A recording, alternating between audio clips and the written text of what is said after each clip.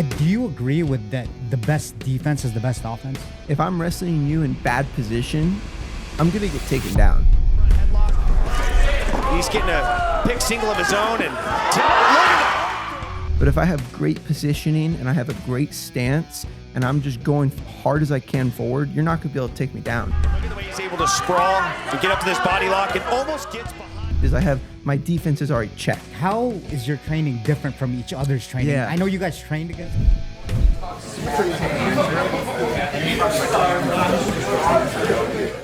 Been different our whole lives, pretty much. Not gonna lie. So I've always been more of a just like think later, react now, and William's always been like think now so I can react right. So we have very different styles, like in life and in like how we approach jiu-jitsu. My dad, man, has worked from, I don't know, some nights to, until 2 a.m. and then again at 7 a.m. My dad has not taken many sick days in his life. I've seen my dad go to work absolute with the worst flu possible and still get it done because he knows his family needs it. That's called hard work, man. I remember I threw out my back really bad going into my UFC match, like against Andy Varela. Right now. And look, he's attacking the rear naked choke with the arm in. He might have this. That's tight. There's the tap. Like I honestly, I didn't train for like the last 2 weeks going into that match because my back was just so bad.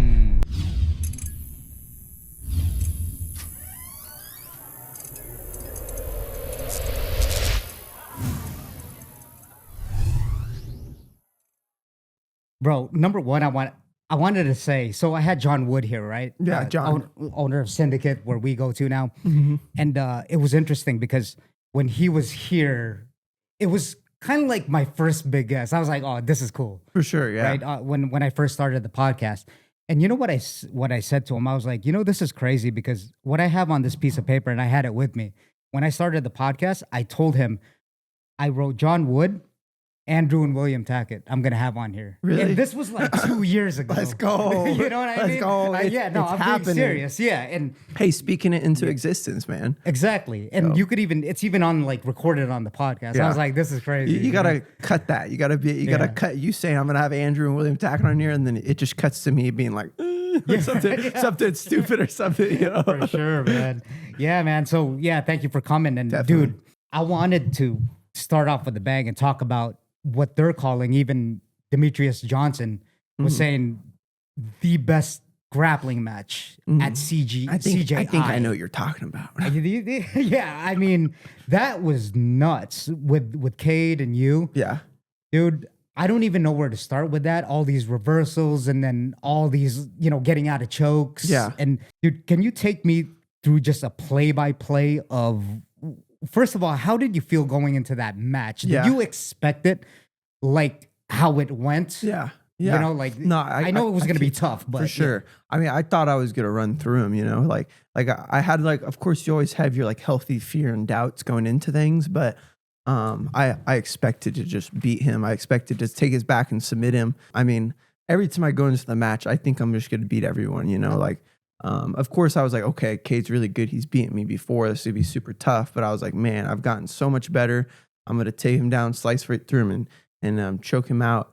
And it didn't happen that way, but I'm glad it honestly didn't, man, because I got so much out of that match from losing because it really showed people, like, even though I lost, like the warrior spirit that I continued through the match and even after the match. So it was good. Dude, that reminds me of like, just say, like the Michael Chandler types where it's like, okay, he loses, but then his stock just goes up. Mm-hmm. Yeah. Like Madison Square Garden, you put on a show like that with Justin Gaethje. Yeah. It kind of reminds me of that. Not that like you don't mean to lose. Obviously, you're gunning For sure. I wanted to win very bad. yeah. But then it only brought you. I think it brought a lot of eyes. A lot of times we'll see fighters start to lose, and we'll see them mentally break, and you can see through their performance and how their style changes, and like, they mentally broke. They know they're losing this match. But then you'll see some fighters losing, like the dude that fought Sugar Sean O'Malley, that one replacement, and just was getting beat up the whole time. Chris, kept walking forward and kept trying to win.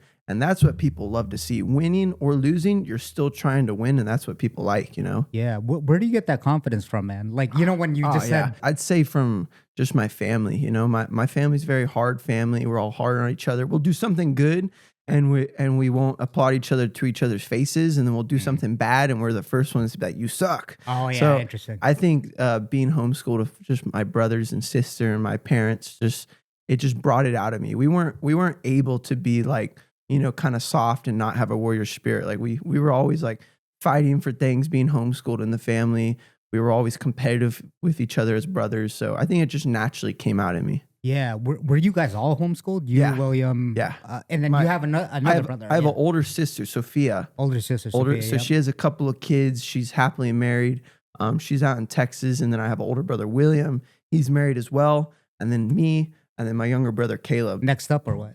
Yeah, Caleb's a beast, man. I mean, Yeah. Caleb's taking different directions right now, just like building a lot of things. And we'll see where he goes. He's still really young. He's 18.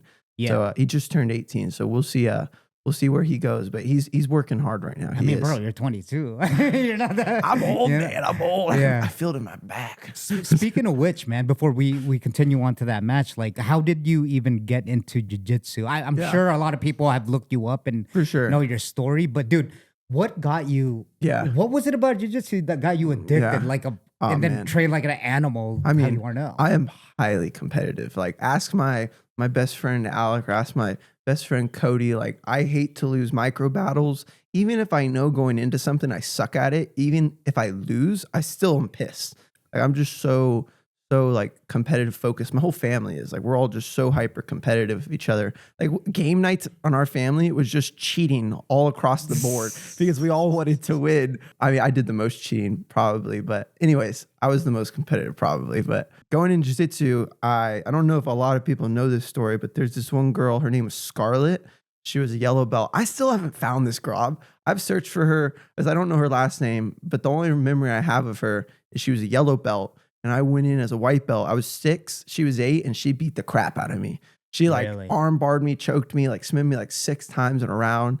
And I was like so pissed. I went over to my dad and I was like, Dad, I don't ever want to do jiu-jitsu again.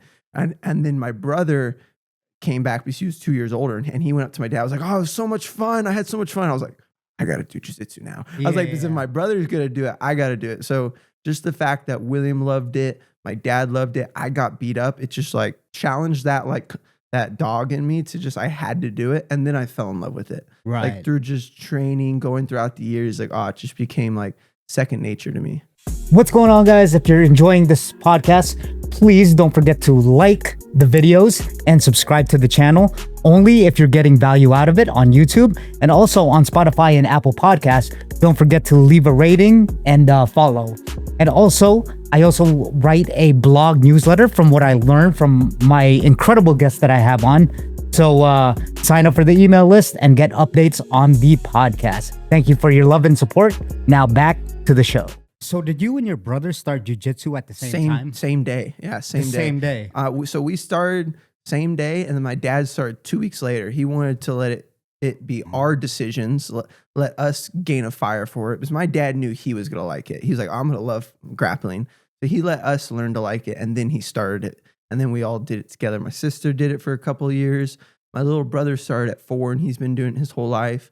My mom's thrown the gi on a couple of times, but you know, she don't like sweat, you know. Yeah, I get it. But our whole family definitely has a love for the sport. Yeah, dude. So you and your brothers started off, and then like, okay, so about William, you guys started off at the same time. Yeah. And you were talking on that, you know, on our mutual friends podcast, that like, if you guys were to go at it at a match, right? Yeah, he'd win. He'd win. Yeah. What was the paths that you guys took? Like, how is your training different from each other's training? Yeah. I know you guys train together. It's been different our whole lives, pretty much. Not gonna lie. So I've always been more of a just like think later, react now, and William's always been like think now so I can react right. So we have very different styles, like in life and in like how we approach jiu-jitsu. So we always grew at just like different paces, and just different from each other. Like we were always in the same room training, like putting ideas off of each other and stuff, but we grew at our own pace for sure. Yeah. I mean, we both started off kind of as guard players.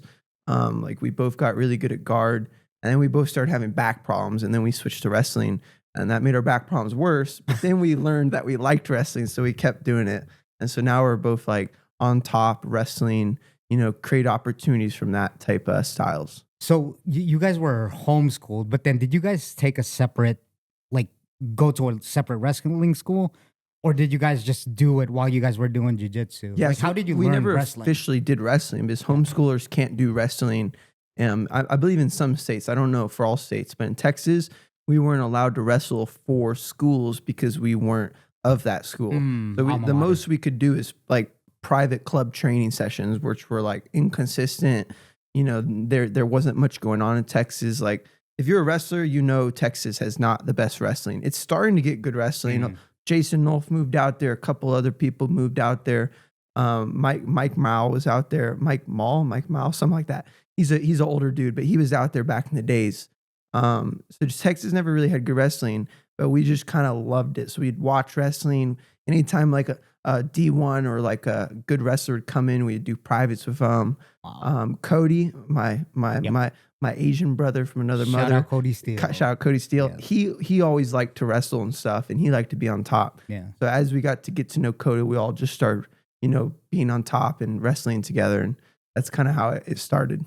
Yeah, bro. Like the circle. What I noticed is that since you mentioned Cody, the circle, because I talked to Jackson Glass too. He was on this podcast. Yeah, shout out to Jackson. Shout out Jackson. Stud of a striker. I mean, I told him all the time. Man. He puts it on you, man. He does. He is the dog in him, man. Like if you piss Jackson off, you'll just see him freaking kill someone. It's great. Yeah. Yeah, one of them was me. So I told him about that. I was like, he's a cool kid though. He's really nice too. He's such a cool kid. Yeah, he definitely is. He was homeschooled and stuff as well. Yeah. So he's been brought up very similar to me, and I'm excited to see what he's gonna do. Yeah, man. I mean, all you guys. So that's where I was getting to, because the environment that you guys seem to be around, what I noticed is I'm starting to see a pattern. So Jackson had mentioned, right, in that podcast, he was like, I was like, oh, who's a big influence in your life? Well, in combat sports, like I trained with the Tackett brothers. Mm-hmm. You guys were the first that he mentioned, like Nicky Rod. Thanks, Jackson. Yeah, Jackson. And then Cody, obviously.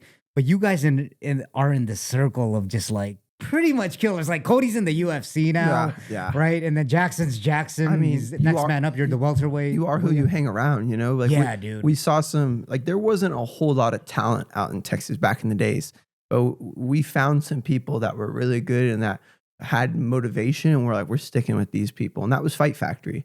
Fight Factory was so motivating. We're like, we need this, and that really brought us up together. Cody, William, and I, and Jackson and a bunch of other people, because we had a great gym, a really good professor, like not a lot of drama or anything, and we could just work hard. And then now we're all migrating out to Vegas, dude. So there's seasons, there's steps in life, and we made it, man. We out here. it's I think from outside looking in, you could just kind of see it better from a bird's eye view. I'm like, these guys, when you start to notice the pattern, I'm like, all right, Andrew, William, all right, they're training with Cody, and then it's like a lineage kind of thing. I'm like, oh, no wonder. Mm-hmm. I was like, no freaking wonder, man. Yeah, and it's only like I see your stories at the PI now, right? Mm-hmm. Yeah, you're utilizing that, and So did you guys? I want to know more about that, because I don't think that gets emphasized enough about who you hang out with. I mean, it's so true, because I would rather have two really good training partners than a full team that's mediocre. So it's like a lot of people, they'll move places for like a really good team and really good opportunities when they had 2-3 dedicated, really hardworking training partners back home that they could have just evolved with. Yes. And I think you'll evolve faster with a brother that supports you and is super like motivating and challenges you. When you're down, he makes fun of you and then he picks you back up afterwards. Someone that you can just grind with, So I moved out here just to get back with my brother Cody, to get close with him again. And then it didn't help that the PI, man, is here. It helped that the PI was here. It helped that the UFC was here. It helped that a great gym like Syndicate is here. And I'm already learning like how much of dogs there is out here. Like the people out here, like the MMA guys, absolute freaking dogs. So no, those yeah. are the people I want to train with. People that are going to push me, people that are going to make me like sit in bed at night and be like, dang, I need to be tougher. You know, Yes. so yeah, it's going to be a good season. Was that the main reason why you moved out here, because of the environment, or was it like you said, like Cody? I'd say it was probably because of like Cody. If Cody never moved out here or was never out here and he was back in Texas, my whole family probably would not have made the decision to move out here. We probably would have maybe signed with the UFC, but would have been like back and forth between Texas and here. But the fact that Cody was out here and that he's already created a life out here, it was just like, man, I got to go out there. You know, it's like he's already doing it. It shows that it's doable. So it's like, man, I'm going full send now too. That's interesting, man. When did it click for you that you had to make that decision to make that next move? When they showed me the money. Really? Yeah. Dude, I love transparency, man. I was like, dang, that's a lot of talks. I was Money like, talks. I was like, that's a lot of money, and that's a lot of opportunities. I mean, another really big thing is just like the PT at UFC. Like, I have a lot of great, if you're watching this, a lot of great friends back home, great doctors that have helped me out a lot. But just like the doctors at UFC are just so intentional with me. Like I'll talk to them and they'll get to know my body, they'll get to know my problems, and then they'll pass it along to the strength and conditioning coach, and they'll all be talking in a circle about Andrew, what he needs to do to get better. And so it's like they're just so intentional of helping me, and that type of support is just like, it's not worth all the money in the world, you know. You if you have that support and people that are wanting to see you get better and push you, like Cody, someone that's gonna, you know, call me if I'm down injured, someone that's gonna come visit me, someone that's gonna be like, nah, dog, you got it, keep going. Like that's worth it all right there. So the community out here is already so good. Like I'll walk into the PI and I'll see someone that just lost, and I'll see like 30 people go up to him like, hey bro, you got it. Keep your head up, keep working, you know, keep pushing, you know, you're a dog, you're meant to do this, you know. And that is just so powerful right there, you know? That is so powerful, man. It's really good. It's really good. Like, you know, just kind of like a side story. It's kind of what I'm going through now since, you know, I've started this podcast. And, you know, I've always been like a W-2 worker, right? I've worked in the food and beverage industry, and I promise you this will tie together. But then some of my old friends now, it's hard because sometimes we show each other through tough love, like they don't say anything, but you need that support, man. You need, you do. When you're down, especially at a high level competition like you, and then emotions, say if you lose a big match, right, or something, and then you're like having one of those days at a high level, you need people to actually verbally tell you, to be like, dude, listen, you're one of the best, or if you're not, then keep going, because eventually you're going to be one of the best. Sure. Like, you know, I mean, I like tough love, I do, but there's time and places for it. You know, I think tough love should happen when you've tried everything else. You know, I think the first couple of steps should be talking, going face to face, discussing. You know, if that don't work, then give some tough love. You know, it's like, I have a lot of people that will just start with tough love, and I'm like, why? Why are you so tough immediately? Why are you yelling at me? I know. I'm like, bro, let's talk first, you know. And if we don't see eye to eye, walk away and then start giving me tough love, you know. And then maybe through that, I'm compelled to change, you know. But everyone out here, the communication, the community, it's just so good. Like the church we found out here, I'm loving it already. You know, it's just, it's so awesome. You know, in my apartments complex, I've already had so many people come up to me and just talk to me for like 10, 15 minutes. Like at Syndicate, so many people being welcoming. You know, I went to a Halloween party at Syndicate and everyone was just so happy that I was there. Like the community is so cool out here already. And that was my biggest fear, because I had such a good community at Fight Factory. You know, shout out to all the people at Fight Factory. I love you guys. And, you know, everyone that has helped me, you know, as far as like the medical side, keeping me healthy. You know, my community was so strong out there. I had a great small groups. I had a great church. I was so like low key, like afraid to move out here because I didn't know if the community was going to be the same, or if I was going to find something that was going to fulfill what I had in Texas. But it's already done that, you know, and thank God, you know, like, the stress is just taken off so much because I've only been out here a month and I've already found everything that I was looking for. So it's really cool, you know? Man, that's so good to hear, because sometimes like we, especially in a good position, we don't like to get out of our comfort zone. Yeah. Especially if you have all those things going on for you with your whole town. I mean, Fight Factory, I've seen some clips, and, you know, obviously social media trickles up with, I see you on Jackson's story and stuff like that. I'm like, oh, okay, they go to this place called Fight Factory. They seem tight knit, and to move over here. Yeah. But then It was hard. It was hard. Like, you know, I didn't want to leave that gym because it was so cool. And I loved them so much. And it was like such a good family. Sometimes we're just called to, like you said, step out of our comfort zone, you know, and then just challenge ourselves, because I know it's hard to be the best in the world when you're sleeping on silk sheets, you know, but if you move on and you get out of your comfort zone and you're, you know, and you're sweating and you're nervous, you're going to work harder, you know, because if you see something that could be taken away from you and you don't want it to be taken away from you, then work harder to not let it be taken away. At Fight Factory, I was in a good routine. I was comfortable and I loved it. Opportunity pulled me out here. I'm so uncomfortable out here because everything's new, and I just see myself just ideas, things popping. I'm just like growing. I haven't seen the growth yet because I haven't competed or anything yet. And, you know, I'm just now getting into a camp and all that. But I believe like within the next year and a half, 2 years, I'm going to see so much growth in my like game, in my life, like come out of this for sure. Yeah, already. I mean, I could see it flourishing. You're the welterweight champ now here in the fight. Yeah, let's go. In the as the Red Ranger wearing the belt. I like that one, man. The Halloween party. But then, yeah, man, with all the guys with Syndicate and the gym behind your back, with all these resources, like even the PI, that's even one up. Yeah. Like I was reading this book called Outliers by Malcolm Gladwell. Sometimes, yeah, obviously it's all the skills, but it's all the resources that compound too. For sure. UFC PI is the best of the best. Yeah. Like you said, you took food home to go. Bro, it's crazy. Like everything, you know what I mean? I've heard some people like around kind of talk a little bad about the PI. And I just want to say, like, the PI is offering so much for free. And even if it's not the 100%, they're giving 75%. Yeah. And if I take advantage of that 75%, 100% of me, I'm going to gain a lot.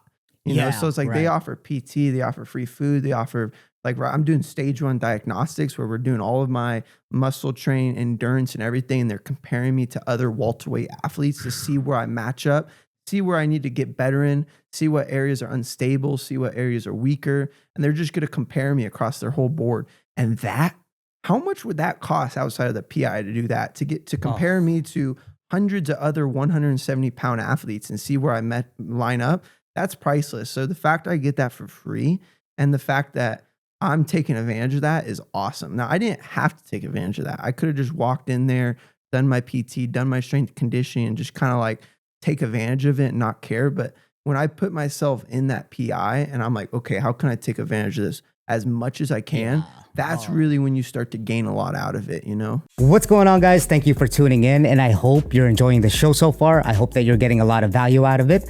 Just a quick announcement. I started a YouTube and Patreon membership for you Speakeasy Squad listeners out there. So for YouTube, just click down below to join. And also for Patreon, I'll post a link down below so that you could join for you Spotify and Apple podcast listeners out there. What you get is behind the scene footage and early access to podcasts, some pictures, photos, and whatever behind the scenes shoots that we do. So click the links down below, and all the proceeds, actually all of it, goes into this podcast. So to enhance productions, to get bigger guests on, all of it. So thank you for your love and support. And now back to the show. Yeah, I mean, I don't think you'd be doing yourself any favors if you didn't take advantage of it. Sure. That's what it's there for. For sure, yeah. Like that's 100%. From someone that doesn't know the PI, if like no, it's the UFC Performance Institute. Yeah. And this is because I'm going through it like you. I'm new to it too. Mm-hmm. Like since I've been saying that I've been doing like Evan's videos and stuff like that. Yeah. It's the first time that I got to experience the PI. Yeah. And I'm like, this is nuts. What you were talking about like the nutritions. I actually had Sean here. Yeah. Sean on the podcast recently. And the way he explained how they work together with the nutritionist and then the physical therapist. Yeah. I was like, that's like mind blowing. They're literally like, you know, that 50 Cent video, like, I don't know, in the club, they have all this stuff and then they have a clipboard. It's like you're a robot. And then they're like, I don't think I've seen this. Oh yeah, okay, yeah. I mean, they're like data analyzing you. Yeah. Like you're some like super soldier robot. It's so crazy. They had me do a 30-second max pull, or no, they had so I did my max pull, and then they had me hold that for as long as I could, 75% of my max. So I held 75%, of my max for as long as I could. And then once it dropped below that for more than 2 seconds, I was out.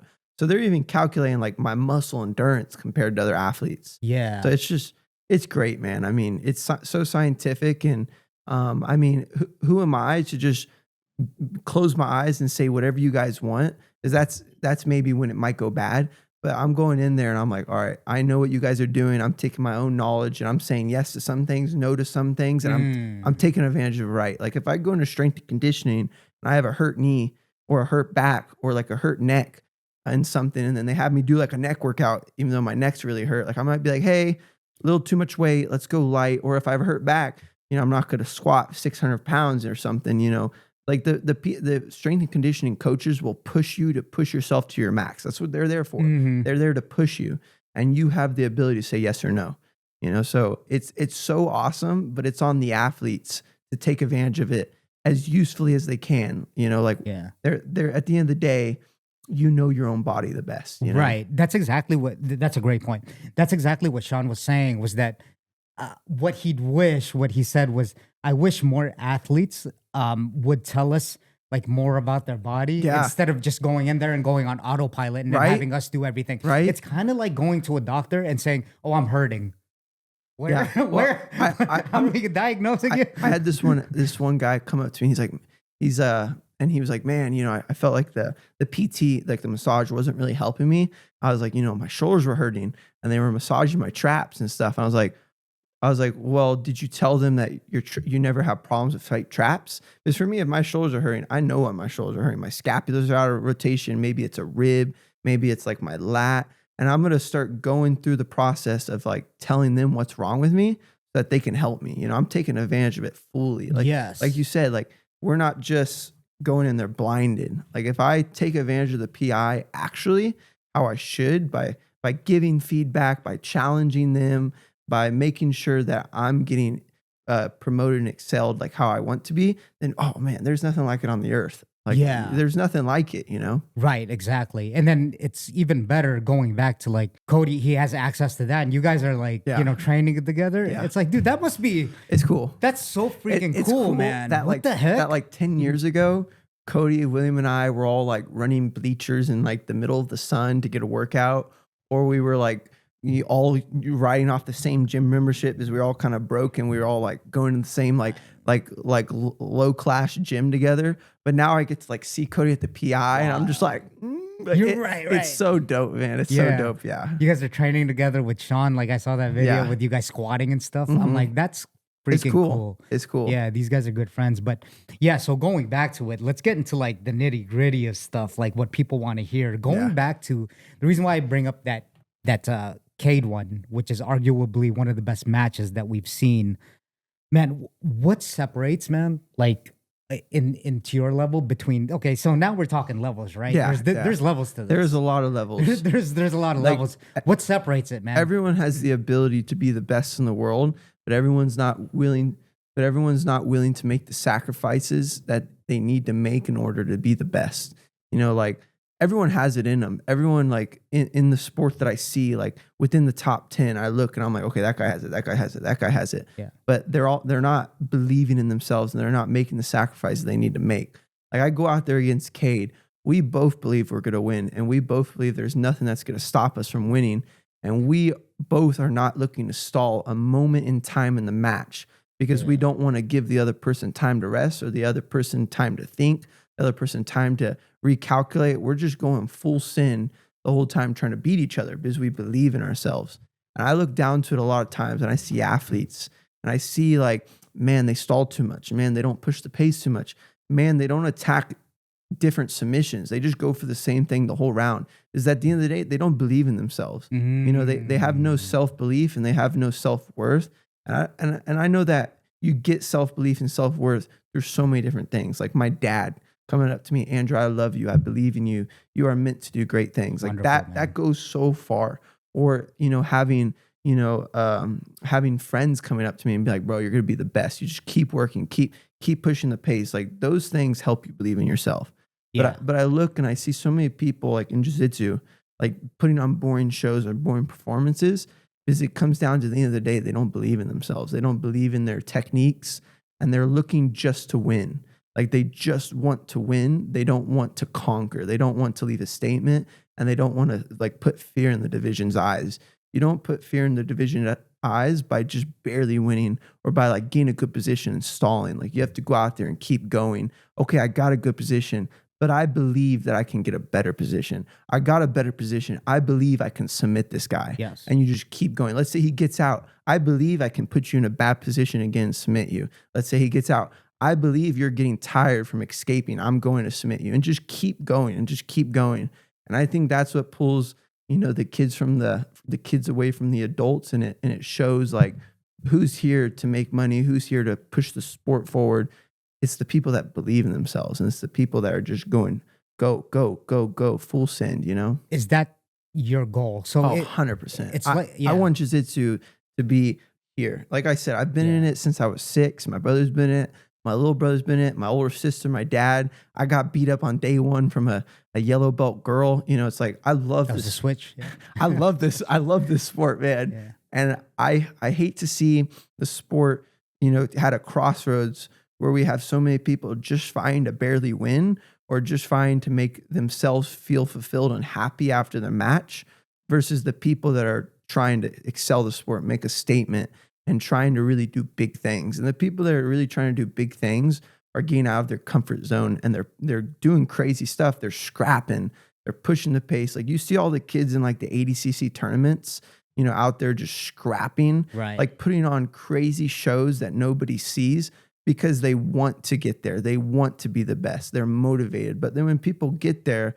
and they're in the top 10, they get comfortable. They start barely winning matches. They start holding and stalling. And I'm like, where'd the fire go? And where'd the motivation and where'd the vision go? Like, get out there and destroy that guy. Yeah. Like, get out there and if you can't destroy him, then gas him and then beat him. It's like, right. I just want to see more of that in the community of jiu-jitsu.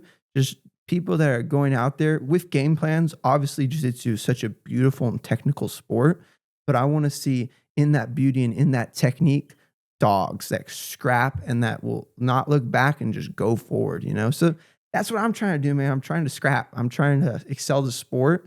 And if people want to start scrapping too, and if people want to start excelling the sport with me, then amazing. But if you're going to like pull guard and not even pulling guard's a bad thing, but if you're going to pull guard and do nothing, or if you're going to just collar tie and do nothing, or if you're just going to walk backwards in a circle, then you don't deserve to be here. Right. You don't deserve to be in the UFC BJJ. Like I think UFC BJJ and even other promotions are looking for people, like you said, in the entertainment district. Like Dana is running this thing, and Dana's looking for people that are making money. And who's going to make money? People that are scrapping, people that are winning, not just barely, but decisively, And like you said, we have some people in MMA that whether they win or lose, people always love them. Michael Perry, the dude loses, people still love this guy because he scraps. Yeah. His people always have the factor that this guy could break someone's face at any moment in time. Right. And he does. So it's like, that's what's going to push you forward. That's what's going to push the sport forward, is even if you're winning or losing, you're exciting and people love you. Me versus Cater Tolo, I lost. I did. I lost fair and square. I've watched the match so many different times. It don't matter which rule set, I lost it. But people loved me. I probably got more praise from that than I've ever gotten ever before on a loss because I scrapped. And people could relate to that. They could see the warrior spirit in me, and they were like, we love this, And I want to see more of that. And I see a lot of kids that are like 8 to like 15, 16 that are scrapping, that are pushing it out there. And all I can say is I hope you keep that. I hope that with years to come, as you start breaking the top 10s, you start getting in the higher ranks of the sport, keep scrapping, keep pushing the pace, because that makes me afraid, seeing kids like that coming for me that are scrapping. I look at, some people in the IBJJF scene or even in some other organization scenes, just like barely winning matches, looking super technical. And I'm like, I'll beat the crap out of them, But then I see some kids that are like 16 and I'm like, wow, these kids look crazy. Like they might beat me when they're like 18, 19. Like that puts fear in my eyes, seeing people they don't care. They're just scrapping, you know? Yeah, dude, that got me fired up, by the way. Thank you. I want to go grapple. I'm about to jump over this table and have a Cade Rotolo match with you. But It would not go well for you. No, I know, for sure. I'd probably pass out right in my own house. Anyway, yeah, man, damn, I completely 100% agree with that. The belief in yourself.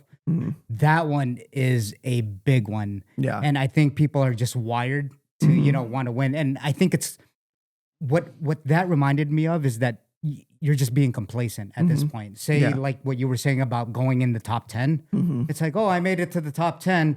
They're more so trying to keep their spot than trying to win at that point. That's when you really start waking up early. That's when you really start grinding hard. And that's when you really start getting those cardio sessions and weightlifting sessions where you're in your head and you're just like, go, push, get ahead of everyone else. Like, I mean, I know that's what I'm doing. Like, I'd say I'm probably within like the top people in my division, like within like probably the top 3 rankings, that's for sure. Like around there, like definitely top 5 in the world in my class.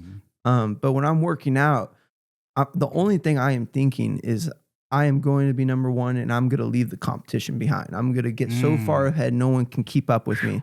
Dang. And I don't know if other people are thinking that, but it doesn't look like it in their performances. You know, it looks like they're just thinking, okay, I just want to win. I just want to get through this match and win. And it's like, come on, like that's not what pushed MMA to the next level. Yep. What pushed MMA to the next level was characters that went out there and just destroyed. That just everyone feared, and then they kept getting better, and then someone else beat them, and then that guy kept getting better, then someone else beat them. You know, so I can't wait for Jiu-Jitsu to get to that point.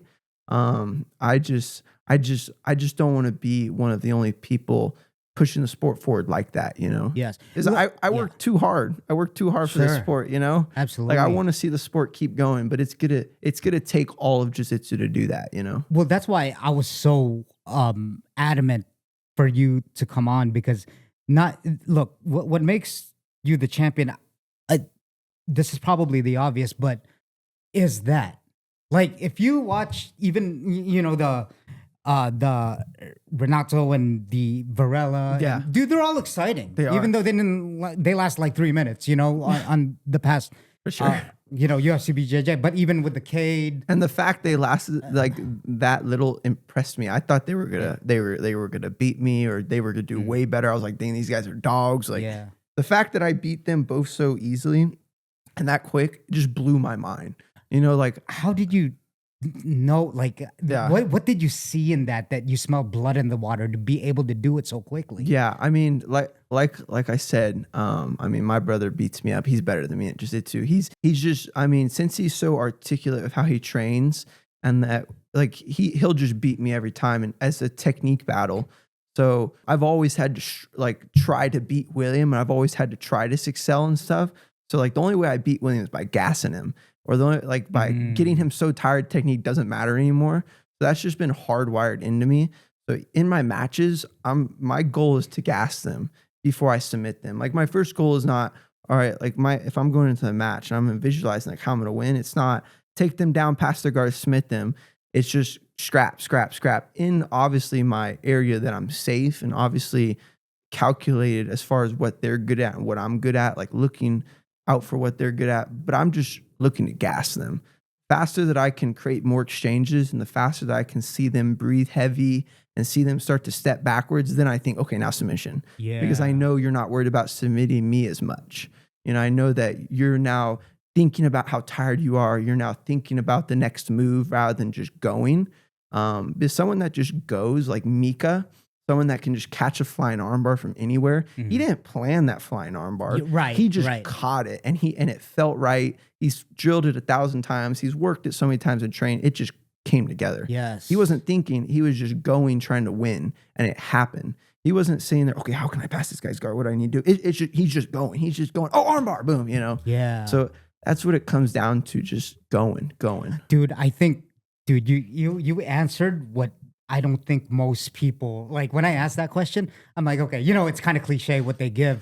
But because there's a structure. Yeah. People are always thinking in like frameworks and structures. It's kind of like, okay, well, if he does this, then I'm going to armbar him. If he does that. Yeah. But then that right there, sometimes you don't have a plan. I guess the plan is to like keep going at him, right? So technically that's not really a plan. It's just to keep going at him. Yeah. But then you'll find open spots. You will. Whoa. I mean, my plan is always figure out what they're the best at. How would this person beat Andrew Tackett? Okay, once I figure that out, now I know how I'll lose. So just avoid that and then just go. Like, how am I going to beat this person? Okay, I'm going to take them down. I'm going to pass the guard. I'm going to choke him. All right, easy. I don't need to think about that. I just need to take him down, pass the guard, and choke him. But my plan is just go, push the pace, go, push the pace, go, keep their hands off me, feint on them, keep them reacting, shoot on when I see opportunities, pass them when I see opportunities. And if you just worry about, the areas that they could beat you and then you just go, you're fine. Like jiu-jitsu, we don't really have that one punch knockout, like thing. Like, yeah, we have a flying Kani Basami, I break your knee and I break your ankle, like that could happen, or a flying triangle out of nowhere, that could happen. But that's probably only happening because you're not going. Like I was going against Hanato Kanuto. He's flying Kani Basami so many people, PJ Barch, he's done it against Aaron Wilson. He's done it against a couple other people. I forget their names, but he's done it so many times. I wasn't thinking, oh, he's going to find Kani Basami me. I was thinking he's not going to have an opportunity to, because I'm going to be, if you can't find Kani Basami someone when you're running away. Yeah. You're always pressing you have to be stagnant for a second and then they jump. You're not going to fly and triangle someone when you're running away. You have to kind of, and then you fly and triangle, so as long as I'm pushing them and I'm making them think defense, I don't have to worry about my defense at all, because I know they're not, in the right mindset or in the right position to attack me. Yeah. Like I said, we don't have that one punch knockout. So as long as you're pushing the pace and as long as you're confident in yourself, there's a lot more room for error to happen. But when you're super tight and super technical and you're just going step by step, no one's tired, that you're just really using your strength, submissions can happen so easily. So that's why people get so afraid of like advancing position, because it's so like technical. They know if they advance, they'll get submitted. Right. For me, I don't have to worry about that because I just scrap, Yeah. So what I'm getting out of that, number one, is that something that came up when you were talking about like exhaustion makes a coward out of all of us. Yeah. That was a quote I heard from like DC with Amanda Nunes when she lost to Cruz. Yeah. It was like she just got tired. She didn't even have the hooks in. You know what I mean? For I sure. think she just kind of gave in. He's like, yeah, she was exhausted. Yeah. And then that's so interesting. And then the other thing is that do you agree with that the best defense is the best offense? I would have to agree the best defense. Yes. Because if I'm wrestling you in bad position, I'm going to get taken down. But if I have great positioning and I have a great stance and I'm just going hard as I can forward, you're not going to be able to take me down because I have my defense is already checked, So, but if I'm like passing your guard and I'm sticking my arms out there, yeah, you're gonna submit me. But if I'm being defensively sound, but I'm still scrapping, I'm still going, bro, my defense is checked. So maintain good position, scrap. Like you can't scrap with your arms flailing and your legs flailing. You can't be doing that. You have to scrap obviously with good technique and good positioning. And then that's when it really looks beautiful. And that's when it really comes together, Yeah, absolutely. So even before that, I know that, and man, thank you for that. I got a lot out of that because it coincides. You're like, I'm learning too. This is why I started this podcast. I'm gonna see you in the gym, man. Just freaking scrapping. I'm like, dude. You're like, I hurt my back. And I'm like, yeah, maybe because you're scrapping. No, what I'm really getting out of that is that like you're smelling blood in the water when you're pushing the pace. Yeah, that's the same exact thing. And look, that's why I respect Evan Elder says the same thing. You know what makes it all worth it at the end of the day when I sit in bed is hearing the crowd. Like it really. At the end of the day, there's so many other different things that makes it worth it to me. But what makes me actually kind of like giggle and smile inside, and I'm like a little happy, is that the crowd loved it. Like if I get done something and the crowd don't like it, and if people are negative and if people aren't applauding, because I do care what people think at the end of the day. I do. Everyone does. For sure. And so I'll sit in bed, I'll be like, dang it, bro. I know I won, but nobody enjoyed it. Like that's stressful, man. So at the end of the day, if the crowd cheers, I'm so happy. And how do you make the crowd cheer? I scrap. And in mid-match, I can hear that crowd. Like I'll be going, I'll do something, I'll hear the crowd scream, and I'm like, yes, and it'll make me want to go even harder, you know? Yes. So I just think people need to be a little bit more like entertainment focused, and they need to just have a little bit more just like drive to see the sport get pushed forward by pleasing the audience, you know? And you always don't just please the audience by winning. You know, let's say you have all these hundreds of thousands of people. There's not that much people in jiu-jitsu, but we're just saying it. Yeah. 'Cause it makes me feel better. If there's hundreds of thousands of people that wants Andrew Tackett to win, yeah, they all want me to win. But if I go out there and I am boring, I barely win, you know how many fans I'm going to lose? And you know how many times they're not going to be hoping I win the next time? But let's say I don't win, but I scrap and I put on a great show. I'm probably going to gain a lot of fans from that. They're going to be like, bro, I want to see Andrew win next time. You know, so that's just, it's a simple recipe, you know, just please the crowd, you make money, and you'll move forward, win or lose. Exactly. You know Owen Jones, for example? Yes, I do. Okay, so he just came off of a Who's Number One loss. Very good match, by the way. People still love him. People still want to see him push the pace, and people still want to see him go forward because he's a character. He scraps. People love to watch him, you know? The kid that won, people love him now too because he scraps. I mean, the Corbet brothers, absolutely, they scrap. They go for it. And win or lose, the DeAndre Corvée lost against Mika at CGI. People loved him still because he pushed the pace on Mika. He was scrapping and he was going. He had no fear in him, you know. So it speaks so much different waves of just if you just go and please the crowd and scrap and have no fear and believe in yourself, you'll do great in this sport. Win or lose, you know? Exactly, man. Dude, I love that. What I took out of that is that, well, the crowd noise that you're doing well is pretty much feedback. Mm-hmm. That means it's like you're a gladiator, right? Like that gladiator scene. And then they have hometown advantages for a reason. Yeah. That's why they fly out all the way to the Dodger Stadium. If the crowd ain't cheering, I take it as me getting written up. I'm getting written up to the boss right now, you know? Yeah, but if the crowd is cheering, that's true. If the crowd is cheering, I got a freaking survey written right on me to the boss, you know? So that's how I take it. If I don't hear the crowd cheering, I'm like, ugh, I'm losing my spot, you know? But if the crowd's cheering, I'm like, yes, the boss is happy. You know, I might get a promotion, you know, like that's how I like to think of it. Yeah, exactly, man. Dude, that's a great point. The other one is that like you're literally not doing your job if you're not scrapping. That's true. Like, you're just there. Let's say you're a Walmart employee and you're just scanning the groceries and you're just going by, you're not talking to anyone and you're just doing this. You ain't going to get promoted. No way. No way you get promoted. There's no intentionality. You're going to be a cashier for the rest of your life, you know? But if you're a Walmart employee that's, hey, how are you doing? How's your day going? You're scanning. You're like, hey, would you need help with that? And you're going around, you're being a great person. You're motivated. You're taking joy in seeing yourself move forward. You're gonna be a manager of Walmart in 5 years. You know, you'll in no time. Same with jiu-jitsu. Same with competing. You know, if you go out there, you train 6 months for a match or 6 weeks for a match. You go out there and you keep your head down. You scan the groceries. What are you doing, bro? What are you doing? You know, go out there and scrap. Like that's the best recipe to get known, to get famous, and to make money is go out there and scrap. You don't have to win. You don't have to lose. Just scrap, you know? Yeah, exactly. Just put on a show. Yeah, for sure. Especially in the UFC PI, like that we keep talking about. Obviously, I don't know, they know, but then we've seen it before, right? Yeah, and he's an extreme businessman. Exactly. His number one goal is business. Yeah, put asses on seats. And business don't have emotions. You know, it has no emotions in business. It's 100% true.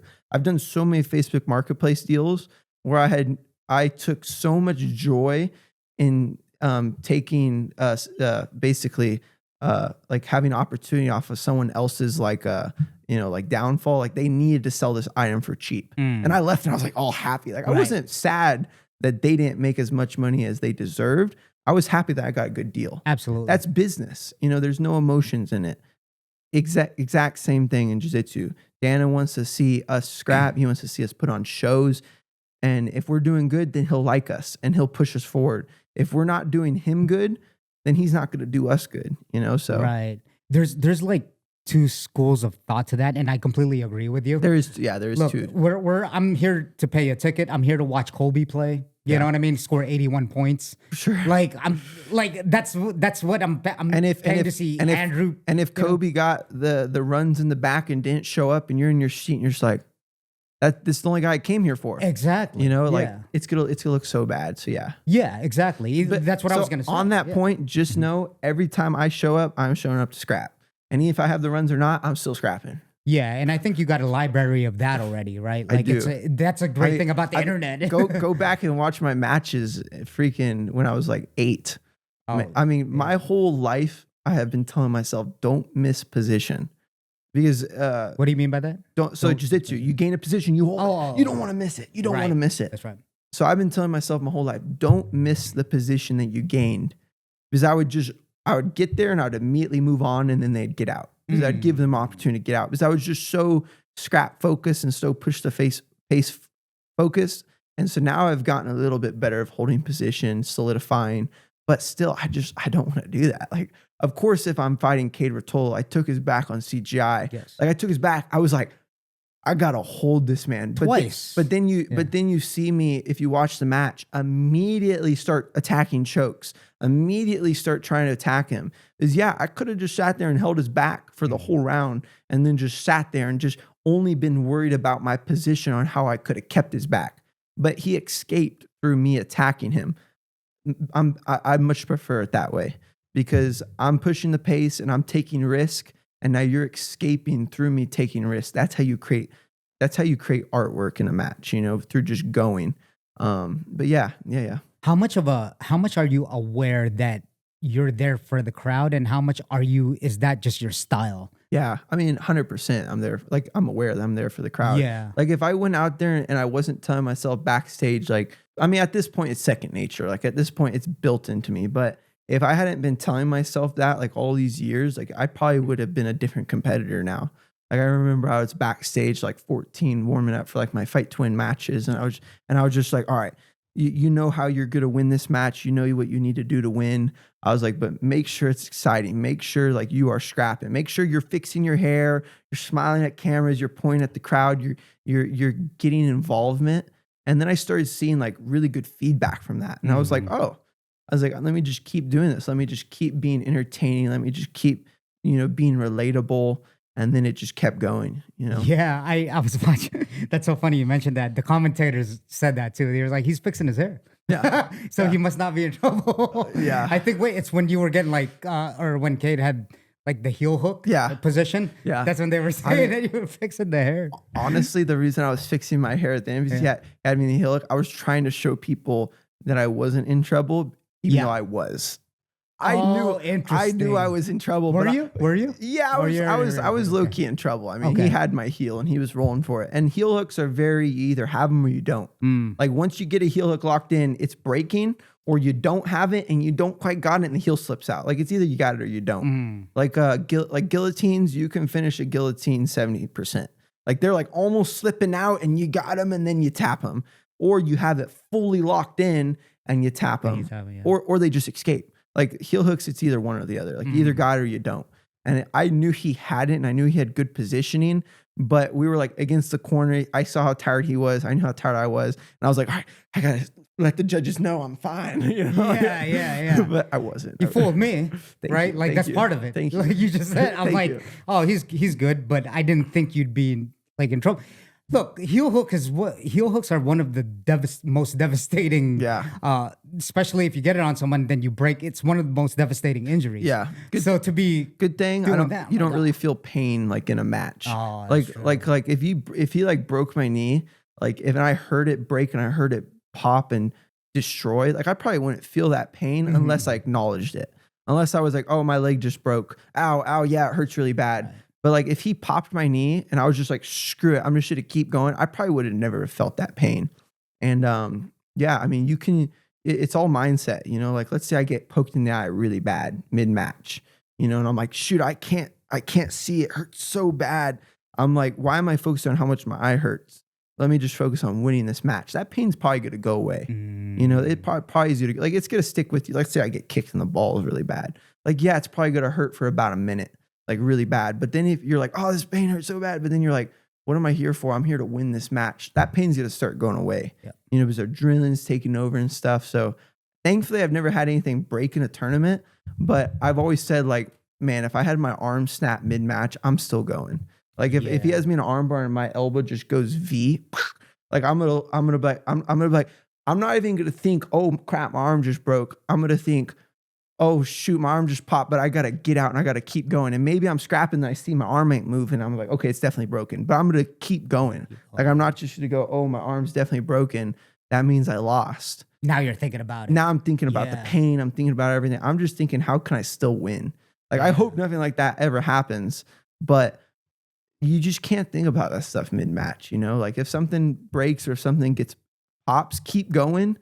And then let's say you can't keep going, then you can stop, you know? Mm-hmm. It's one, you know, it's probably one of the things that you'll regret the most. I know it's like a severe broken arm, but but it's like, this is a once in a lifetime opportunity. Say if that happens at UFC BJJ. Against Elijah. Let's say me and Elijah are going and yeah, he catches me in a wrist lock and he breaks my wrist. And it goes pop, pop, and then I like pull my arm out because you know I ain't tapping it. Like if I'm letting him crank on my wrist and then I ain't tapping and then it breaks, like I'm not tapping now. Right. Like I'm gonna rip my arm out of there and then my wrist goes like this. Yeah. I'm like, oh, I have a broken wrist. Let's keep going. You know. And then if I'm like going, I'm like, this just ain't working.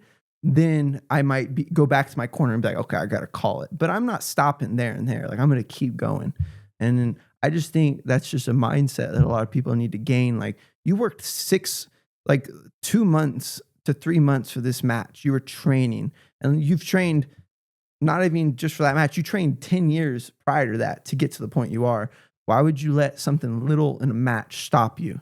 You know, like deal with it later. You know, you get a concussion mid-match. You know, who cares? Keep going. You're concussed. Like go. You deal with it later, you know? Dude, at the biggest stage too. Yeah. I mean, let's not forget everything that's going on. Yeah. Even though it's just like, say your mentality. I mean, I have no doubt that you'd probably do it. Like say if you were just rolling at Fight Factory anyway, it was intense because the adrenaline would take over and it's just you. I mean, my match. UFC BJJ, like, you know. I mean, actually I've had it happen. My match against PJ Barch, I like fractured my back that match. Like I had like a little hairline fracture and then I had like a couple of bulged discs and stuff, and it just wasn't that fun. But I remember mid-match when it started happening because I was like, bro, why's my back just so unstable? Like, it's just like, why does it feel like this? If I would have kept thinking about that and kept maybe then started stalling and started thinking about why my back was so weird, I bet you I would have started hurting and I would have started locking up and my nerves would have been freaking going crazy and my back would have stiffened up. But I was just like, why does my back feel weird? Oh, who cares? I'm going to beat him. And I just like kept going. And then after the match, I was getting my hand raised and then my back started freezing up. Yep. So it's like, why didn't it freeze up in the match, even though I was still scrapping? Because I didn't care. My nerves didn't care. My brain didn't care. It was just thinking about how can I win? And then I went backstage.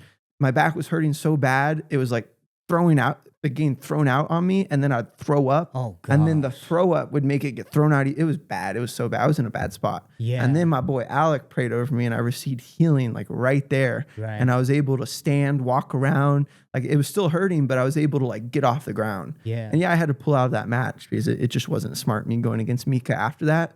But it's like, that's a given example right there. Like, yeah, I could have focused on the pain or I could have focused on what I was there to do. And that was it, to win. Right. You know, and we just need a little bit more of that in jiu-jitsu community. Like win less by points, win less by, you know, by your strategy, like win less by your strategy and win less by, you know, your plan and just beat him. Like it's man versus man, jiu-jitsu versus jiu-jitsu, just beat him. Yeah. You know, however you can throw the technique and the game plan out the door if it ain't working and just beat him. You know, I see a lot of people, they have a game plan, they stick to it the whole match. Bro, if your game plan wasn't working the first 3-4 minutes, why are you still trying to do it? Move on. Beat this dude a different way, you know? And yeah, I think jiu-jitsu community is going to get it because I see a lot of talent. I see a lot of kids growing up, scrapping and pushing the pace, and I love it. You know, I absolutely love it. So I'm excited. I am. Well, dude, you're a prime example of it. That brings me up to, I had Nicola from 10th Planet, and he's like, Kid's a stud. Dude, kid is a stud. I'm excited. I want to go out to 10th P Vegas and go train for all of them out there. Yeah, man. And he mentioned it on the podcast. He said, I even had it on my intro. He was like, I was like, who's your favorite guy to watch right now? And he was like, besides Andy, you know what I mean? He trains with him. And he said Andrew Tackett. That's cool. Which means that you're literally the poster boy. That's cool. For the guys that like want to be in that big stage, because this is it now. I look, CJI with the rules, you know, with the rule changes, and then you're capable to like go and not stall and all that stuff. They want to make jiu-jitsu more exciting. Between CJI, UFC BJJ, you're setting the tone. You're the champion. Yeah. And it's we pretty have cool. the correct champion, you know, for it, because like your mindset of going, it's setting the tone for these kids. Yeah. And that just proves it. Like Nicole is next man up. He's competing at the highest levels now. He is. You know? He is. And you know, it's so cool. Like I'll see Nicole lose, I'll see him win, but he's still here and he's still scrapping and he's still getting better. And that's what creates a champion one day. A champion isn't created off of one loss or one win alone. It's created off of a career of decisions, you know. And if you lose because you scrap, that's not a bad thing. That just means you need to fix a few more things and add it to your recipe. You know, everyone needs to have that scrap and everyone needs to have that dog in them, you know, but fix the things that are causing you to lose, but keep that scrapping mentality and you'll go farther than anyone else. You know, because a lot of people, they lose the scrap because they lost because they scrapped and then they extinguished it. And they're like, I need to focus more on technique and being, you know, micro battles and stuff. And it's like, yeah, but now you're completely changing your game. You're changing who you are. If you lost because you scrapped, keep scrapping, just change why you lost, you know, and then you'll lose again, change that. You'll lose again, change that. But I guarantee you, when you get to the top 10 and top 5, the ones that are scrappers will beat the non-scrappers. They just will. And I can't say that for the gi because the gi's totally different. It's harder to scrap in the gi. The gi's more micro battles. I love the gi as well. But in the no gi, it comes down to who pushes the pace, who has more of the dog in them, and who scraps more. Same with wrestling, who scraps more. Same with MMA. Merab's a prime example. Who scraps more? Yes, Merab. People don't give him the what he deserves for how technical he is. How has he not gotten knocked out more? He just goes head forward. You think he would have already gotten flying knee, or you think he would have already got caught in a guillotine, or you think he already would have gotten a step back cross. But the man is so technical, and people don't give him credit for it because he avoids everything his opponent's good at, and he still scraps. Oh, interesting. And that is when you are really good. When you can scrap and avoid danger, that is when, well, you're better. You have the best style. No one can top that style. So if you're a scrapper and you're a kid out there, you're a wrestler, you even if you're a guard player, just push the pace, go after it, keep that scrap mentality, just fix the problems while you're losing and just keep going, and it will pay off for when you get within like the top dogs. Because the top dogs, it's so micro battles. A lot of the time it just comes down to who starts to get tired first. Because then let's say we're going for about 3 minutes and then I feel my partner's grips fade by about 5 pounds. That is enough for me to gain an advantage and beat you. At the highest level. At the highest level. These are, like you said, micro, like little openings that you have. Yeah. And so it comes down to who just can scrap more and who can just keep pushing the pace. You know, unless you get submitted within the first 5 seconds. Yeah. You know, unless you go out there, you get armbarred. You suck. Right. You know, like you shouldn't let that happen. It's like, all right, yeah. What are you doing here? For sure, you know. But yeah, I mean, that's just mainly what I want to get across to like the next generation, and even towards like the active competitors. You know, in my generation, like, come on, guys, let's just scrap a little bit more. Let's just push the pace a little bit more, and let's just please the fans a bit more. And that's how we're gonna get jiu-jitsu to the point where we're making 100 grand per match, where we're making, you know, money, and where we don't have to open up a gym to make a living, where we can do jiu-jitsu, make money, and then, you know, choose our career after that, however we so please. And that only is going to come from people being pleased, and that only comes from either beautiful jiu-jitsu or scrapping. And what's beautiful jiu-jitsu? Beautiful jiu-jitsu isn't stalling; it's transitions. That's beautiful. Right. When you see like flowy. Like I see these kids at AOJ, like in the all black outfits, just freaking going between like sequences and then getting to the back and submitting. And I'm like, wow, There was so much going on there, and it was so beautiful. But what were they doing? They were moving. Yep, constantly. They were moving still. And it's like, if we just stay in one position and don't do anything, that is the most boring thing to ever watch. Like, I would much rather watch a guard player that is transitioning and going after their opponent than a wrestler that just slaps heads and does nothing. Right. You know, so I just want to see people move more. I want to see less stagnant positions in jiu-jitsu, and I want to see more constant movement and constant belief in themselves to get a better position. You know, and I think once that happens, then it'll be good. I mean, I guess you pretty much just answered my next question. So growing up, what's more important? I know, like, obviously the theme of this is like going forward and scrapping, right? Yeah. But then for the, like, say, practitioners that strive to be, high level competitors, For sure. what is, before you have that gas? Because, okay, so here is kind of like the counter argument real quick, right? Yeah. They'll see you and then they'll be like, well, Andrew Tackett's a different breed, man. He's probably like biologically just well put together. Like, you know what I mean? Man, I'm not. Yeah. But when people see you, they'll be like, dude, he's just a freak of nature. It's just so much hard work. You know, it's like, I've had injuries nonstop my whole life. And my older brother, William, he's had way more injuries than me. William's been having injuries since he was like 12. You know, so it's like, we have not been blessed with the best genetics. What we have been blessed with is hard work. Ooh, my dad, let's go. My dad, man, has worked from, I don't know, some nights until 2 a.m. and then again at 7 a.m. My dad has not taken many sick days in his life. I've seen my dad go to work absolute with the worst flu possible and still get it done because he knows his family needs it. That's called hard work, man. Hard work is not doing something because you want to do it. It's doing something because you have to do it and gain it done. And that's the same with competing. That's the same with training. I don't want to train every day. I don't want to do stuff that makes me uncomfortable every day, but it's called hard work. And that's how you get better. I didn't always know how to backflip. I remember when I was trying to backflip, I landed on my head a couple of times. I didn't do it. It took me about 100 tries. I remember I didn't always know how to gainer. I remember I didn't always know how to front flip.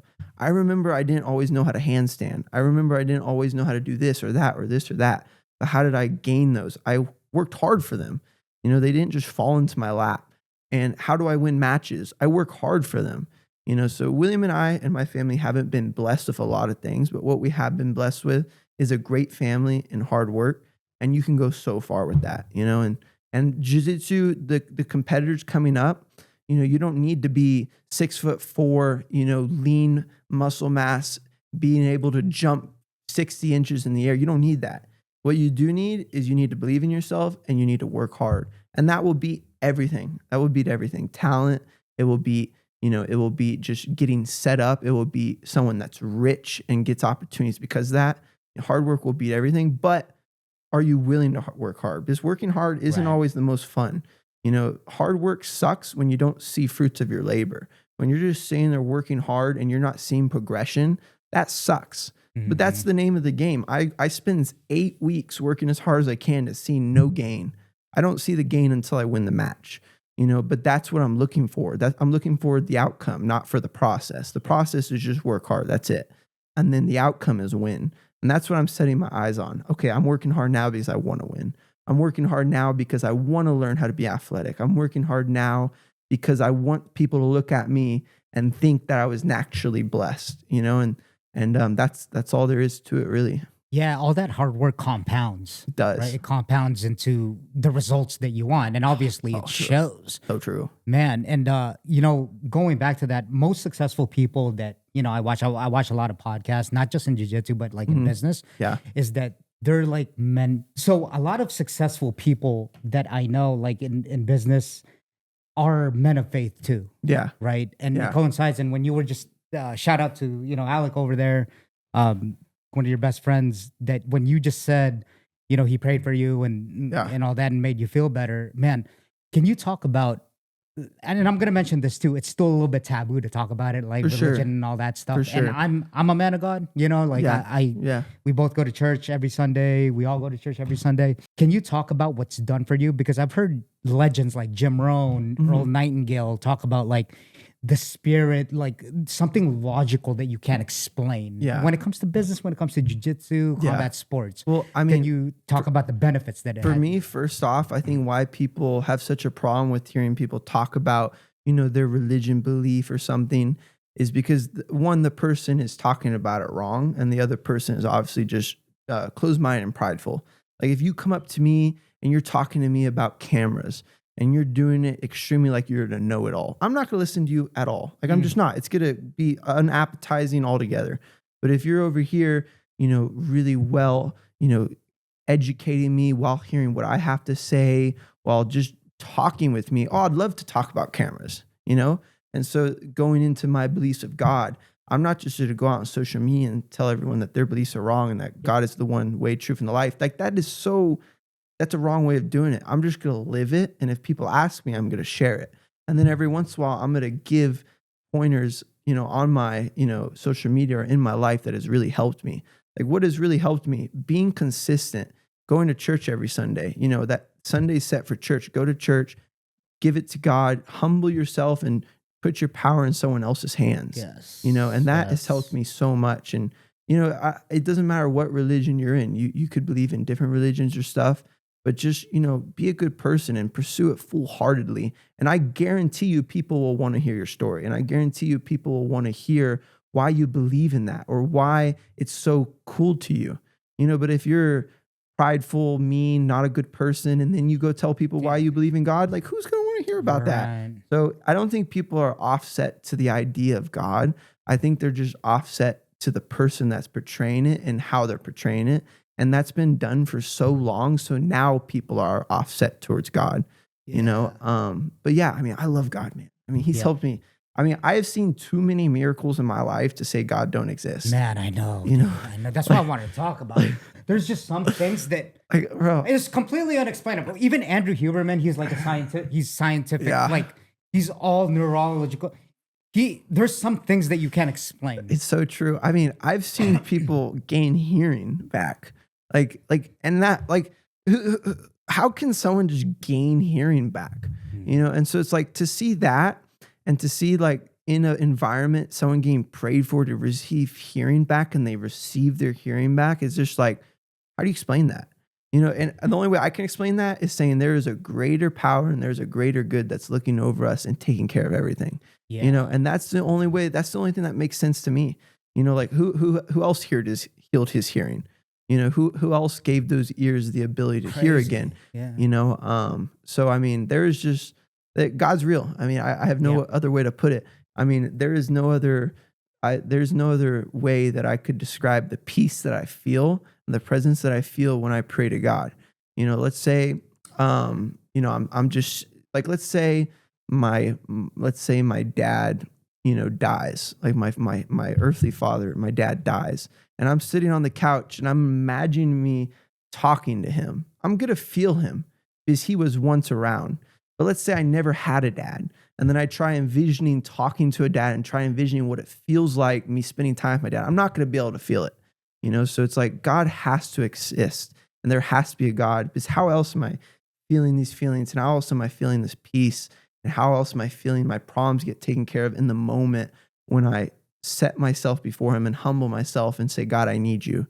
Yeah. It's like, I don't know. It's just too many examples in my life to say he don't exist, Right. I mean, something that sticks out to me is just let go and let God. Yeah. I mean, that right there, you got to share your, pains with him. I'm not going to go pasture mode or anything. It's just some of the things I'm hearing, I'm like, I can tell you 4 examples. So leading up to CGI, I had 3 injuries that were really bad. My back's been a problem probably for the past 10 years. It's not really a problem anymore because it's been a problem for so long. You're used to it. I'm used to it. But leading up to CGI, like the first 2 weeks of the camp, I got a really bad concussion where I couldn't even really go outside. Like it was bad. Like I was done for, I should have been off for about a month, but I gave myself a couple of days and I got back to training, and God healed me.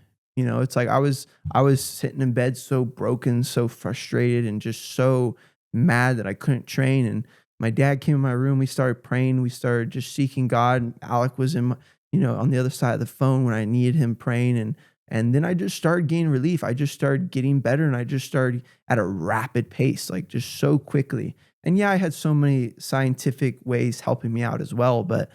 And then a couple of weeks later, I hurt my shoulder really bad to the point, and I hurt my rib. Like I hurt my rib really bad and my shoulder. So I couldn't really use this side of my body when training or doing something. So again, I was like, dang, I ain't training. How am I going to win? I was broken and defeated. God healed me yet again. I went to YMCA, and I was sitting on the assault bike with one arm, just doing this, trying to get my body exhausted. And I was sitting next to this old man. So probably about 80, 78 around there. I stopped doing my assault bike workout just to talk to this guy. We talked for about 20 minutes just about faith and about overcoming things. And I never even told him what I was going through. We were just talking about overcoming things. We were talking about faith. And we were talking about how crazy life is and how it can beat us down, but how yet we always can pick ourselves back up. But yet we have to choose to pick ourselves back up. And I left that YMCA feeling about 90% better. Like I had not much pain at all. I went home to my dad. I was like, Dad, my rib and my shoulder feels so much better. And it was better for like the remainder of my camp. And bro, I don't know how else to explain it. Like I received healing so many different times in my camps. I remember I threw out my back really bad going into my UFC match, like against Andy Varela. Like I honestly, I didn't train for like the last 2 weeks going into that match because my back was just so bad. And I was just going like, I remember I flew here and my back was slipping out the whole flight. Ooh, like this is the high altitude. I had a tense unit on my left side, keeping my core engaged so my back would stay in place. And then I had a back brace on. Like I was in a bad spot, but I shouldn't have been good. Like my back was so bad. It was slipping out on me almost every hour for like days on end. And then I got here, I started working with the PI. I got in church here. I was just like crying out to God. I was like, God, I need you. Like, I don't feel like I'm going to win this match. I don't feel like I'm going to do anything right, but I need you to give me the confidence to win by healing me. I need relief. Like I need it. I just started getting better. Yep. Like I was getting better every single day leading up to that fight. And on fight day, I felt perfect. I felt absolutely perfect. So it's like, there's another example, it's like, it's pretty crazy, That's powerful, man. And it is pretty powerful. I like what you said, because most people, they actually, they read the Bible and all of a sudden, they'll leave church early. Not that, they got to get somewhere. I get it. But For then sure. It's like, I paid my dues on Sunday. One thing that the pastor said, it's like, that should be an everyday thing, man. Should. Like after I write in my journal, that's my altar up there, right? Like I'm like, God, I don't take anything for granted. Yeah. This life. We're here. I just posted this on my story, but you're here on borrowed time, and you're here. The chances of you being here are 1 out of 400 trillion. So I could have been born. 1 out of 400 trillion. I could have been born in so many different places. Yes. That's another, exactly. That's a great point. Like, you could have been born in Ghana. You know what I mean? Like, it sucks, but I mean, don't get me wrong. I mean, you're still alive, but still. Yeah, there's levels to. There is, and and a lot of people say like, how could there be a God when there's so much sin, or when there's so much people being born of bad places and stuff, and it's just like a lot of that stuff we just won't understand. Is we're down here and we're doing our part, and we're not meant to understand the ways of God in the micros. Like I can understand his heart, and I can understand why he would do things and what would compel him to do things. But at the end of the day, I don't know, because we've been given a free will on this earth to make our own decisions and to do our own things. And if we weren't given a free will, then what's the point of living? Right. So it's like, if we have no freedom, and if we have no ability to choose him or not choose him, then what's the point of actually choosing him? He's like, okay, well, great. I forced you into liking me. Yeah, right. Okay, great. I forced you into spending time with me. That's not going to give anyone happiness. Like, let's say I have a girlfriend. If I force her to love me, I'm not going to even love myself. Right. I'm not even going to love her. But if I give her the ability to go hang out for friends, to go do whatever she wants, but yet she still chooses me, oh my God, man, I'm going to love her so much. And yet I'm going to love myself even more because of that. We're given a free will on this earth to do whatever we want and to do whatever we want. But yet if we humble ourselves and we take a step back and we say, God, you can have it all, and I'm doing this for you, and I choose you, bro, you'll see some crazy things happen. Yeah, man, that's truly amazing. I've seen that a lot in my life, and without going too much into it, like I take care of my aging father. My mom had Alzheimer's, and I've said this in prior podcasts. That's hard. So good for you, man. It's dude, it's one of the hardest things. Yeah, it's like a movie. It's like an alien movie. It's like, wait, what's going on? This is real. Yeah. But I thought I was alone, and I'm not gonna go too much into it. But then, like, I have a sister. She's not here anymore. She's not present. Yeah. And the thing is that I used to be so resentful. But then as soon as I started, like you said, giving it to God, it's like, oh, he's giving me the strength and wisdom to be able to go through it and get even more stronger to provide for my dad upstairs and now who's look, aging. And now look at you. You've started a podcast. You've created so many opportunities because you're not focused on why. You're focused on moving forward. Exactly. Yeah. Nothing can shake me anymore. I feel the failures are just feedback, and everything else is just, it's a part of life that we have to do. For sure. That's why when I talk about like W2 it's not having a victim mindset. It's like 100%. If you were born in a really bad place with a really bad family, that sucks. Yes. Do everything you can to get out of it, or do everything you can to keep moving forward. It's like I was born in a family that had one person that was making money and one person that was raising us, my mom. So it's like we weren't wealthy at all. Like we weren't rich. We didn't, like, my parents did everything they could for us. Like we've probably been in debt our whole lives because they kept doing stuff for us. Great family, great parents. But I wasn't born rich. I wasn't born with a lot. But what I was born was with a family that kept moving forward, was with a mindset of we will be greater, we will be better, and nothing will hold us back. And I think a lot of it comes down to just like people feeling sorry for themselves and petty for themselves, and then they get complacent. Same with, like, let's say me and God. If I'm like mad at God for why things are going on in my life, let's say injuries. I'm mad because I'm getting injured so much. Like, what the crap, God? Why am I getting injured so much? And then I don't take pleasure in my therapy anymore. I don't take pleasure in sleeping in one isolated position all night long so I'm healthy. Or I don't take pleasure in going to bed early because now I'm mad at myself. I'm mad at God, and everything else becomes angry. But yet I look at myself and I'm like, dang, I'm injured. I'm hurt. But I can do so much other things that I've been blessed with to get better. And then I start taking pride. I start taking, like satisfaction in things because I'm moving forward and I'm looking forward. I'm not focused on why or because or this sucks. I'm like, okay, it sucks. It does. But now let's move forward. Yeah. And it's not having that feel sorry mindset. No, dude, that's the worst. It is. Let go and let God, right? Like, let go, my goodness. let go and let God. Yeah, exactly. I like to think of it like this. And so like there's a scripture, it's like, so it's like God gave me a seat at the table, It's like he chose to give Andrew Tackett a seat at the table. So cool. Like I was given a seat at the table. But what am I going to do with that seat? It's like it all depends on me to make the most out of what I've been given. And it's like, even if you weren't given a seat at your table now, there is so many opportunities in your life to where you will be given a seat. I wasn't given a seat when I was, injured and hurt. Yes, the seat was open. I just didn't sit in the seat. So it's like we all have the opportunity to move forward. We all have the opportunity to keep pushing and keep getting better, but we just have to do it. We just have to, and maybe sometimes it sucks. Maybe sometimes like, okay, the only way I'm going to move forward is getting less sleep and working hard.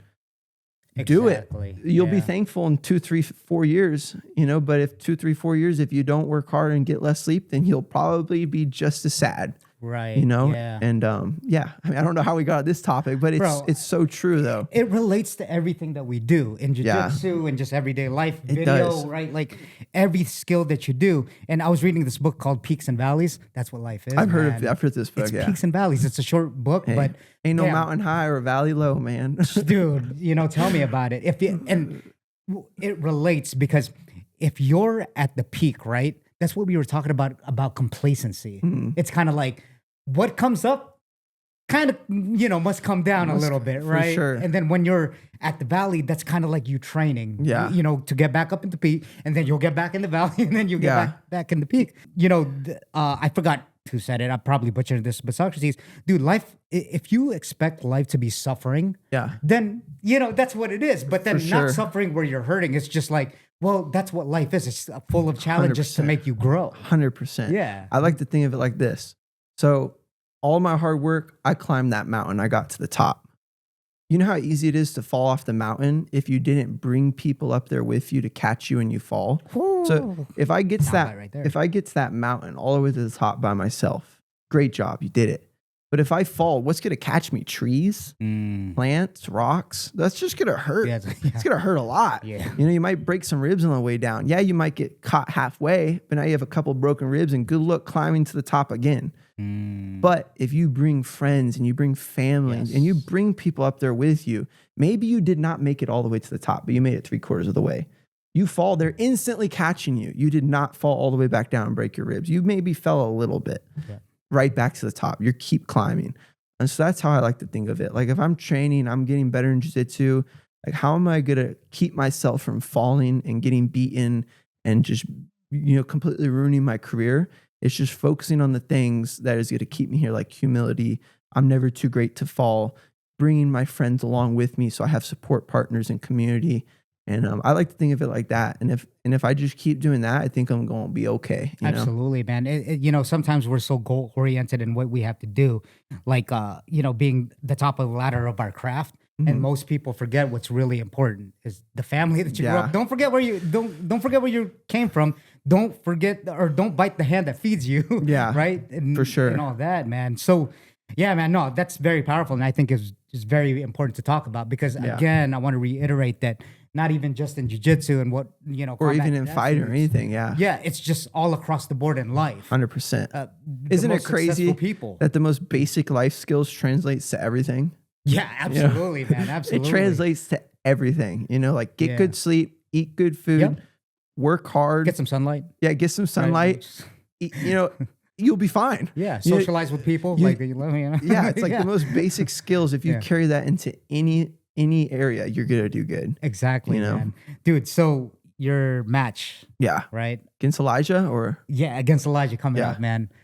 How are you approaching this, man? So without giving too much away. Yeah, so first off, we tried to get a lot of opponents. Like there was like a lot of, lineups, like so many opponents in the bracket. Like I want to fight everyone. Mm-hmm. So what makes me want to fight someone? Let's say it's 11 o'clock and I'm in bed. If I'm thinking about that person and if they don't make me stay up at night, I don't want to fight them. Ooh. So who makes me nervous? Who makes me feel like I need to work harder? Who makes me feel like I need to push to win? And if they make me do that, then I will say yes immediately. It don't matter your status. It don't matter your following. If you make me nervous and you make me want to work harder, yes, I want to fight you. Because at the end of the day, I earned it and I proved to myself that I'm better. And that's going to make me feel fantastic. So yes, I'm doing it for the crowd and all that, but more I'm just doing it for myself. And Elijah makes me nervous. The kid's got good wrestling. The kid's got amazing defense. Like his defense is exceptional.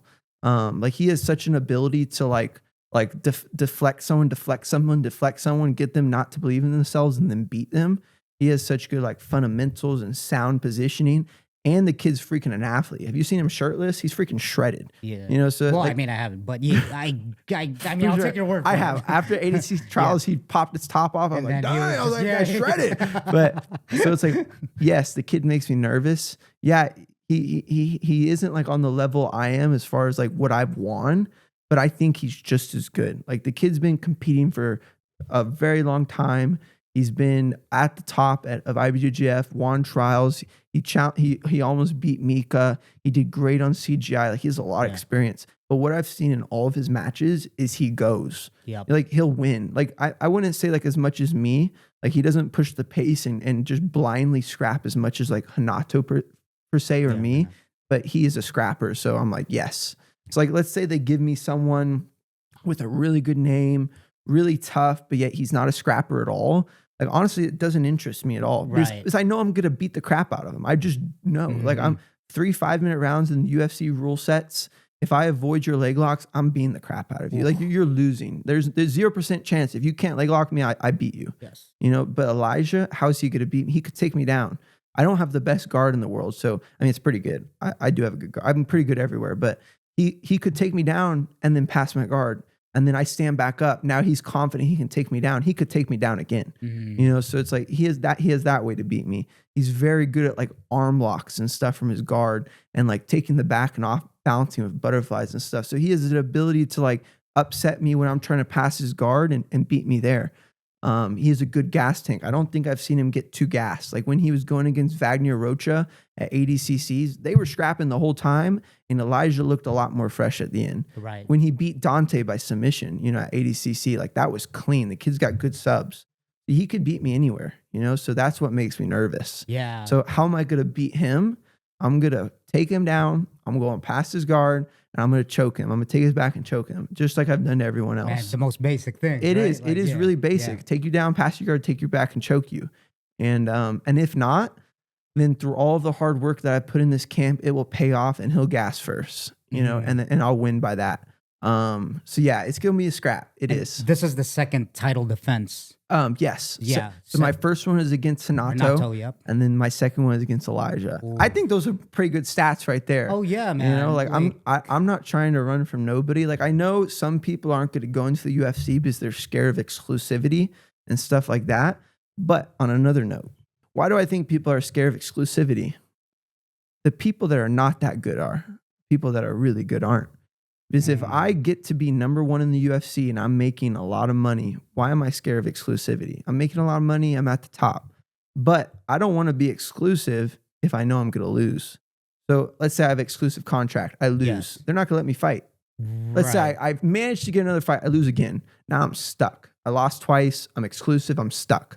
But if I know I'm going in there, let's say a couple years back, they offered me like an exclusive contract deal to fight Cade Rotolo, you know, like on one. It's like I wanted to make that happen, but I knew it was just a little bit too early. I knew I was okay, I might lose. Like now I'm stuck in an organization exclusive and I lost. Like that was extremely scary to me. You know, so I think a lot of people out there don't want exclusivity because they know they're not the best and they know they're not going to be making the most money because they'll be like number 8. Let's say everyone's in the UFC and we're all exclusive. Probably only like the top 20 are making good money or like the top 15 are making good money. Everyone else probably struggling, you know? So it's like, that is a pretty cutthroat world. If all of jiu-jitsu was not exclusive, everyone would be making decent money. But like the best in the world, they wouldn't be making as much money as if they were exclusive. So like, I want to make a lot of money and I want to have a really good career. And I know I can be the best. So exclusivity does not scare me at all. Yeah. And bro, like this is your second title defense. And then when you win this one. Yeah. Let's go. Dude, it's that too. That's the big one. You know what wins matches? What's up? Training camps. Training camps? So I haven't I have not won the match yet. I need right. If once I get to the mats, I know if I won or not. Because I know the work that I've put in. So we still got like 5 weeks left to put in work. And if the next 5 weeks go with how God wants them to go, then I know I'm going to win. Bro, that's like an Ilya Topuria. He says that, you know, the fight, you win the fight in the training camp. 100%. And then you collect the trophy or the medal 100%. at the match. I love that, man.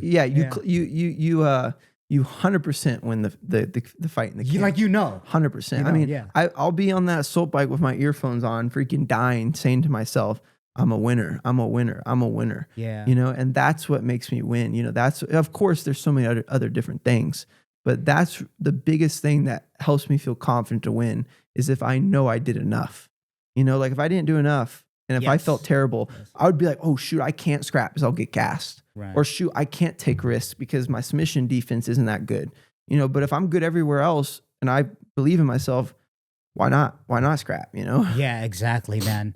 So yeah, I was gonna say when you beat him and then the next one and the next one, I mean, there's a lot of like criticisms and that's really like what makes a champion when it's the title defenses, right? Yeah. It's not just you being a champion then stalling and then it's dude, how many title defenses? That's why they're talking about Marab being GOAT. Because this guy's fighting like 5 times a year, you know? For sure. Which is now, it's kind of like the same path as you're going through. You're just, let's go. Title defense. Yeah. I'm keeping the belt. I hear a lot of champions in the past that like they feel like they didn't get enough out of being champion. and stuff, it's because you didn't do enough. You know, it's like, let's say you were the champion for years and you did everything you could in that organization. That organization is going to bless you. They are, because they're going to see value in you and they're going to see value you're putting into them and they're going to bless you. 100%. But if you're doing 50% and you're expecting because your champion is enough and you're not the people's champ, you're not a figure that people can relate to, you're not someone that is just hardworking and scrapping, then, you know, then champion staffs probably won't help you out much. You know, if anything, it's probably going to hurt you, because people are going to see your true colors and they're going to see, while this man's champion, he's still doing nothing with it, you know? That's why I've seen a lot of UFC champions be champions and then people are preying on their downfall because they want a new champion in. Right. You know, so it's like, it all comes down to you. It really does. You know, like I've seen so many people in UFC past like talk bad about UFC because they didn't get enough out of it. You didn't put enough into it. You know, it's like at the end of the day, like I said, Dan is all about business. So he's going to like who helps him. So if you're putting into it and you're going forward, you're going to get helped. Exactly. You know? And that's just a basic principle in general. Yeah. Like say if we weren't, so say Alec, like videoing you or me videoing someone or doing this podcast, we're increasing each other's value. That's what the main point is. For sure. Right? We're over delivering. Like say if I provide a service for someone, I'm going to over deliver on that thing. Now, again, I don't know if that's my food and beverage, like customer service, but then if I say I'm a plumber, I'm going to do more than what expected. You're going to plumb that plumbing. I'm going to plumb that plumb. You know? You know what I mean? I mean, then you hit me up for the podcast. Like, let's say I wasn't who I was and I was just some random person, you probably wouldn't hit me up. You know? Yeah. And then let's say you hit me up and first, before I said yes, I got on your podcast and I looked at it and stuff. Let's say it looked like crap. 100%. I would have said no. 100%. You know, so it's like 100%. Success comes through taking opportunities and helping people and gaining. You know, it's like you help people to help yourselves, you know? And I'm excited. Life's going to be good, man, as long as I work hard and help people, you know? That example is great. like so, it resonates so much because obviously you have to start out from somewhere, right? You don't know jiu-jitsu when you were born. For sure. But then like where I started just from a recorder, and I'm sure with like a camera phone, if you're doing video, it's just yes, you are like what your value is. How long have you been in camera recording and audio and stuff in media? About a year and a half now. That's crazy. Yeah. The fact that you've already done so well shows that you have been in the service industry and you have worked hard. Right. You know? I'm the thing is that I think the key is that I'm always constantly evolving. Yeah. When I had 3 camera phones over here, I'm like, I need to upgrade this thing. Yeah. You know what I mean? As soon as I get money, I reinvested in myself. Yeah. And not bought clothes. I was like, I need more cameras for better production. And then, I need bigger guests. A nice basic blue hoodie, by the way. It looks good. Hey, man, you already know. Hanes. $14 on Amazon. I bet they're comfortable though. Oh yeah, dude. It's keeping me cozy right now, man. But dude, let's get a last word in. We've been going for an hour 30 and man, these words. Dang, it's been an hour and 30? Oh, you already know, man. Yeah, that's crazy. That's what usually happens with these podcasts when you get into the flow of things. Man, it's just your eyes, man. I got lost in them. I can't lie. Hey, man, you know, it's the effect that I have. It's good lighting. It's good lighting. Yeah, it's good lighting. There's a sparkle on the side. Hey, man, get into the camera and say what you have to say about your next match or whatever you have going on. What's up, guys? It's Andrew Tackett here. Catch me live December 11th on UFC BJJ. I'm going to be defending my title for the second time against Elijah Dorsey. And don't worry, guys, I'm coming there to scrap. Ain't no one taking that title away from me. I've worked way too hard in my life and made too many sacrifices to get here and lose it now. So expect to scrap, expect freaking fireworks. Bring your kids, bring your wives, bring your husbands, buy some tickets, buy the stream platform. It's going to be free on YouTube. So get on your couches, plan it. Watch it. I will not disappoint. Let's go. The most exciting BJJ player in the game right now, man. Hands down, the welterweight champion, Andrew Tackett.